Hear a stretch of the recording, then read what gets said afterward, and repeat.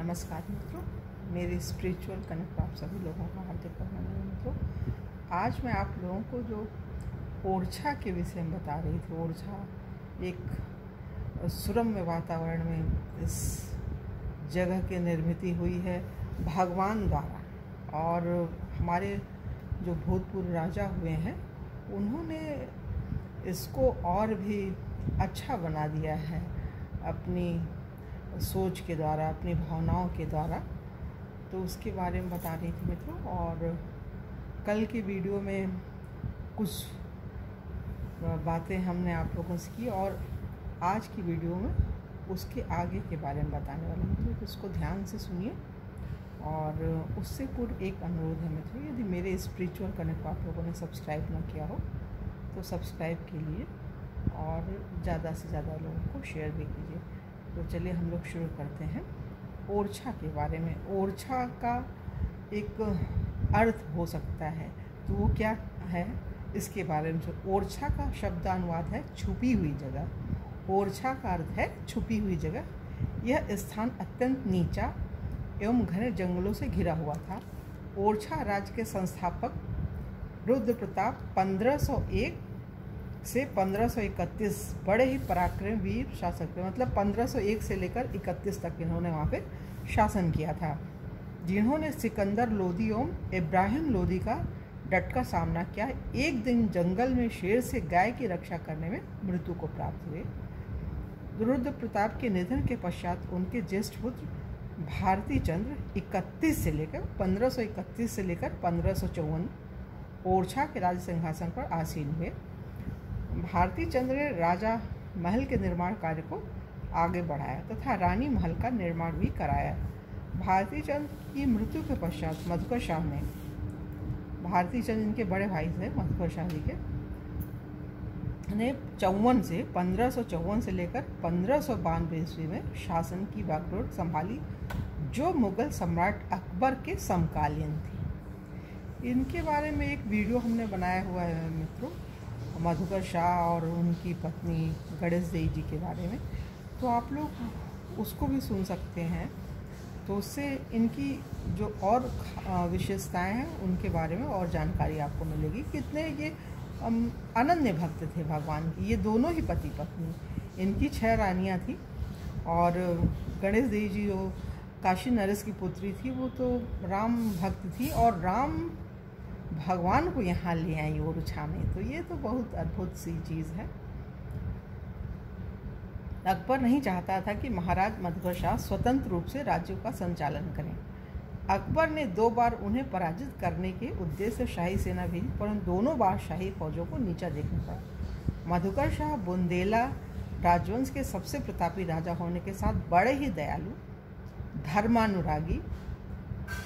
इनके समय में ओरछा राज्य की बहुत प्रगति हुई थी। जो धर्म जिसके आचरण में होगा तो उसकी तो तरक्की तो निश्चित ही है। महाराज मधुकर शाह कृष्णोपासक थे, भगवान कृष्ण के पुजारी थे ये अनन्य। दूसरी तरफ मधुकर शाह की रानी कुंवरी गणेश राम की उपासिका थी। उनकी भक्ति में दिन रात मग्न रहती थी। एक बार महाराज मधुकर शाह वृंदावन तीर्थ यात्रा करना चाहते थे, लेकिन उनकी रानी कुंवरी गणेश भगवान राम की नगरी अयोध्या जाना चाहती थी। महाराज मधुकर शाह और रानी के बीच में भक्ति का विवाद हो गया। महाराज ने रानी से कहा, अगर तुम्हें भगवान राम से, अब ये सुनिए, अगर तुम्हें भगवान राम से इतना प्रेम एवं श्रद्धा है तो भगवान राम का साक्षात दर्शन करवाओ। रानी को अपनी भक्ति पर अटूट विश्वास था। रानी ने अयोध्या जाने का निश्चय किया और सरयू नदी के तट पर बैठकर महीनों तपस्या की। जब भगवान राम के दर्शन नहीं हुए तब रानी अपने प्राण त्यागने के लिए सरयू नदी में कूद पड़ी। तब भगवान राम ने बालक रूप में दर्शन दिए। महारानी ने भगवान राम से ओरछा चलने के लिए प्रार्थना की, तो भगवान राम ने निम्न शर्तों पर ओरछा आना स्वीकार किया कि पुख्य नक्षत्र में चलेंगे, साधुओं के समूह के साथ चलेंगे। पुष्य नक्षत्र जो होता है उसमें चलेंगे भगवान बोले, और साधुओं के समूह के साथ चलेंगे। ओरछा में जहाँ विराजेंगे वहीं रहेंगे। भगवान बोल रहे हैं ओरछा में जहाँ विराजेंगे वहीं रहेंगे। मिति चैत्र सूदी 9 सोमवार संवत 1631 में महारानी भगवान राम को ओरछा लाई। और इनके विषय में एक बड़ी अच्छी कहावत है, एक रचना किसी कवि की है। उसने लिखा है, मधुकर शाह महाराज की रानी कुंवरी गणेश अवधपुरी से ओरछा लाई अवध नरेश। इसको पुनः सुनिए मित्रों, मधुकर शाह महाराज की रानी कुंवरी गणेश अवधपुरी से ओरछा लाई अवध नरेश। और रानी महल में विराजमान कराया, तभी से यह महल मंदिर में परिवर्तित हो गया। मतलब जो भगवान राम की मूर्ति आई वो रानी महल में ही रही। ओरछा एक पावन तीर्थ स्थल बन गया। मतलब जब ये भगवान की मूर्ति आई तभी से ओरछा एक पावन तीर्थ स्थल बन गया। रानी ने भगवान राम का पूरा दरबार बनवाया और स्वयं भगवान राम की पूजा किया करती थी। तब से लेकर अभी तक ओरछा में बड़ी संख्या में श्रद्धालु दर्शन करने आते हैं। बेतवा नदी में स्नान एवं भगवान राम राजा के दर्शन मात्र से इस लोक एवं परलोक में आनंद प्राप्त होता है। इस तीर्थ स्थल ओरछा की पुण्य भूमि पर विशेष धार्मिक मेलों का आयोजन होता है। इन धार्मिक मेलों में जैसे रामनवमी, गंगा दशहरा, श्रावण तीज, विवाह पंचमी, मकर संक्रांति, होली आदि। सन 1591 में अकबर ने पुनः मधुकर शाह को पराजित करने के लिए मुराद के नेतृत्व में शाही सेना भेजी और मुराद ने मधुकर शाह पर आक्रमण कर दिया। महाराज मधुकर शाह पराजित हुए और शाही फौजों ने ओरछा को अपने अधिकार में ले लिया। सन 1592 में मधुकर शाह के निधन के पश्चात उनके ज्येष्ठ पुत्र राम शाह 1592 से लेकर 1605 ओरछा के शासक हुए, पर वे मधुकर शाह द्वारा छोड़े गए साम्राज्य को एक सूत्र में बांधकर नहीं रख सके और ओरछा 22 स्वतंत्र राज्यों में बंट गया, जैसे ओरछा, दतिया, पन्ना, विजयवाड़, चरखारी, अजयगढ़, वावनी, छतरपुर, अलीपुर, बंकापारी, बेरी, बैहट, बिजना, ढुरवई, गरौली, जिगनी, नेंगुआ, टोडी, फतेहपुर इत्यादि। ये सब जब मधुकर शाह राजा थे तब उन्हीं के अंडर में ये 22 राज्य थे।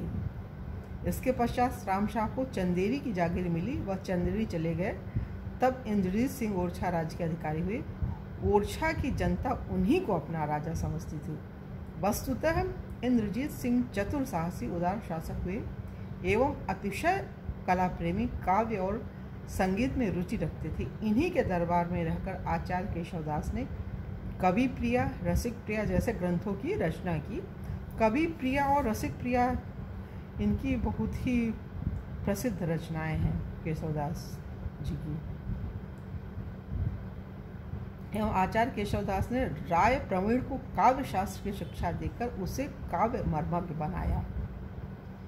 वीर सिंह जू देव प्रथम महाराजा मधुकर शाह के तृतीय पुत्र होने के कारण वीर सिंह जू देव प्रथम महाराजा मधुकर शाह के तृतीय पुत्र होने के कारण उन्हें ओरछा का राज्य प्राप्त नहीं हुआ, क्योंकि नियमानुसार राजा के बाद उनका ज्येष्ठ पुत्र ही राज्य का उत्तराधिकारी होता था। इस प्रकार उन्हें जागीर के रूप में बडोनी ही प्राप्त हुई। मतलब एक ही जगह के वो राजा मान लीजिए, वो तो उनके रहमो करम पे जब जीत लिया ओरछा राज्य को तो अकबर के अधीन हो गया। लेकिन वीर सिंह जूदेव प्रथम ने अपने अटूट साहस के बल पर अपने राज्य का विस्तार किया और बुंदेलखंड की कीर्ति पताका फहराई। तोमरगढ़, नरवर, कैलारस, भांडेर एवं एरच पर अधिकार जमा कर इन्होंने अपनी शक्ति को, मतलब इन जगहों को पुनः जीत लिया उन्होंने। अकबर और शहजादा सलीम के पारस्परिक मतभेद का फायदा उठाकर वीर सिंह देव ने विक्रम संवत 1659 में सलीम के कहने पर अकबर के सेनापति अबुल फजल का ग्वालियर के आंतरिक क्षेत्र के जंगल में वध कर दिया, जहाँ उसका सिर काटकर मुख्य सामंत चंपत राय के संरक्षण में शहजादा सलीम के पास भेज दिया। इस खबर से अकबर को बहुत दुख हुआ और उसने ओरछा पर आक्रमण करने का आदेश दे दिया। सन 1605 में अकबर की मृत्यु हुई। उसका पुत्र सलीम जहांगीर के नाम से आगरा की राजगद्दी पर बैठा भारत का चौथा मुगल सम्राट बना। उसने वीर सिंह देव को आगरा आमंत्रित किया तथा बहुमूल्य वस्तुएं जैसे डंका, निशान, छत्र, चौर आदि के साथ 20 घोड़े, 10 हाथी और 12 वरदारी के लिए 40 ऊँट प्रदान कर बडोनी के महाराज वीर सिंह देव का तिलक किया और संवत 1660 में महाराज वीर सिंह को संपूर्ण बुंदेलखंड का राजा घोषित का मतलब ये जो 22 राज्य उन्होंने ले लिया था, अकबर ने सब पे कब्जा कर लिया था, उन सब को उन्होंने पुनः प्राप्त कर लिया। इस प्रकार जहांगीर की कृपा से वीर सिंह देव 1605 से लेकर 1627 ईस्वी को ओरछा का राज मिला। मतलब 1605 से लेकर 1627 तक इन्होंने ओरछा पर एक छत्र राज्य किया। मुगल दरबार में 7,000 की मनसबदारी भी मिली और इनको मुगल साम्राज्य से मतलब एक सैलरी कह लीजिए मिली। वीर सिंह देव की जहांगीर से घनिष्ठ मित्रता थी। इसका उदाहरण यहाँ देखने को मिलता है कि सम्राट जहांगीर के कहने पर वीर सिंह ने संवत 1659 में अबुल फजल को मार डाला, जो जहांगीर का विरोधी था। वीर सिंह देव प्रथम महान धार्मिक न्यायप्रिय शासक थे, बड़े योग्य शासक थे। उनका शासनकाल ओरछा के इतिहास में स्वर्णिम काल माना जाता है। वीर सिंह देव जी का जो काल था, वो समय जिस समय वो शासन कर रहे थे, वो स्वर्णिम काल के रूप में जाना जाता है। उन्हीं के समय में चित्र का, वास्तुकला, मूर्तिकला का विकास हुआ तथा महलों के अंदर चित्रकारी बहुत ही सुंदर ढंग से चित्रण किया गया, जो बुंदेलखंडी शैली का उत्कृष्ट उदाहरण है। वीर सिंह देव की निर्माण कार्य में अगाध रुचि थी। उन्होंने जहांगीर के सम्मान में, ये देखिए मित्रों, बहुत ही अद्भुत चीज़ है, उन्होंने जहांगीर के सम्मान में अत्यंत विशाल, भव्य एवं सुंदर जहांगीर महल का निर्माण कराया। इसके अतिरिक्त फूलबाग, लक्ष्मी नारायण मंदिर, हमाम खाना, नौबत खाना भी बनवाए एवं ओरछा के बाहर भी 52 किले, 52 बावड़ी, 52 तालाब की एक साथ नींव डाली। कितनी अद्भुत बात है। तथा मथुरा में 81 मन सोने की तुलादान की।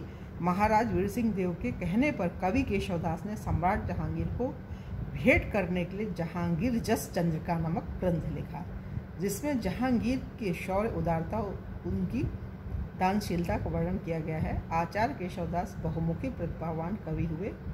25 वर्ष की आयु में संस्कृत और सभी धर्म ग्रंथों का अध्ययन कर लिया था, जिनकी तुलना सूरदास स्वयं तुलसीदास जी से की जाती है। सूर सूर्य तुलसी शशि उड्डगन केशवदास।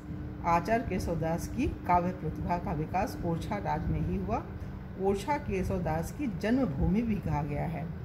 इनका जन्म, केशवदास जी का जन्म संवत 1612 में ब्राह्मण कुल में जन्म हुआ था इनका। केशवदास रीति काल के सर्वश्रेष्ठ कवि हुए तथा आपने हिंदी साहित्य को नवीन दिशा प्रदान की थी। उनकी रचनाएं रतन वावनी, कवि प्रिया, रसिक प्रिया, वीर सिंह देव चरित्र, विज्ञान गीता, रामचंद्रिका, नख सिख, रामलंकृत, मंजरी और चंद्रशास्त्र। जहांगीर जस चंद्रिका जो महत्वपूर्ण ऐतिहासिक रचना थी, जिसका निर्माण काल संवत 1669 है।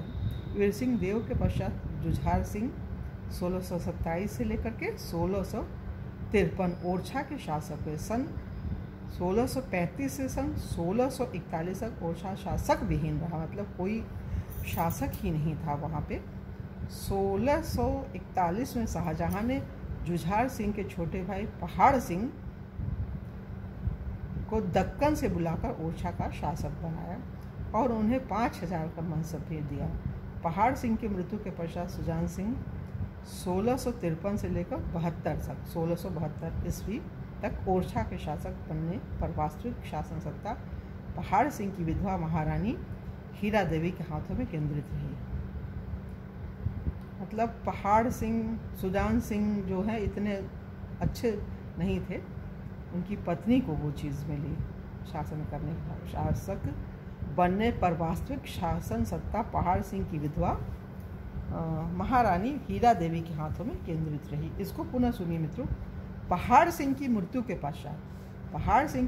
पश्चात सुजान सिंह 1653 से 1672 ईस्वी ओरछा के शासक बनने पर वास्तविक शासन सत्ता पहाड़ सिंह की विधवा महारानी हीरा देवी के हाथों में केंद्रित रही। सुजान सिंह की निस्तान मृत्यु होने के कारण उनके भाई इंद्रमणि ओरछा के शासक बने। उसके पश्चात उनके पुत्र जसवंत सिंह 1675 से 1684 तक ही शासक हुए। उदयत सिंह सन 1689 से लेकर 1736 ईस्वी से और 47 वर्ष शासन किया। मतलब 69 से लेकर 1689 से लेकर 1736 ईस्वी, मतलब पूरा टोटल 47 वर्षों का उनका कार्यकाल था शासन करने का, जो ओरछा के बुंदेला राजाओं में दीर्घतम है। मतलब सबसे ज़्यादा इन्होंने ही शासन किया उदय सिंह जी ने। उन्होंने